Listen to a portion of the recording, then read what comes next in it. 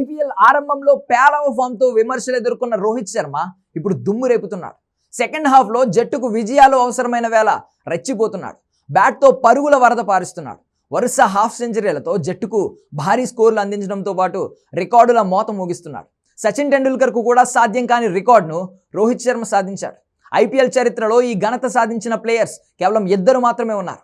రాజస్థాన్ రాయల్స్తో గురువారం జరిగిన పోరులో రోహిత్ శర్మ అర్ధ సెంచరీతో కథం తొక్కాడు. మరో ఓపెనర్ రికల్టన్తో కలిసి తొలి వికెట్కు సెంచరీ భాగస్వామ్యాన్ని నెలకొల్పాడు. ఈ క్రమంలో రోహిత్ శర్మ అరుదైన రికార్డును సొంతం చేసుకున్నాడు.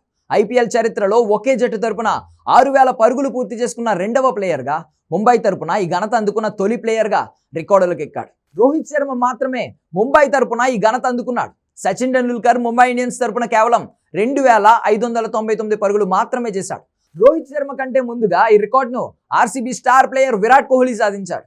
ఐపీఎల్ ఆరంభం నుండి ఆర్సీబీ తరపునే ఆడుతున్న కోహ్లీ 8871 పరుగులు చేశాడు. డెక్కన్ చార్జర్స్తో ఐపీఎల్లో అడుగుపెట్టిన రోహిత్ శర్మ ఆ తర్వాత ముంబై ఇండియన్స్లోకి వెళ్ళాడు. ముంబై ఇండియన్స్ తరపున ఆటగాడిగా ఆడుతూ కెప్టెన్గా బాధ్యతలు స్వీకరించాడు.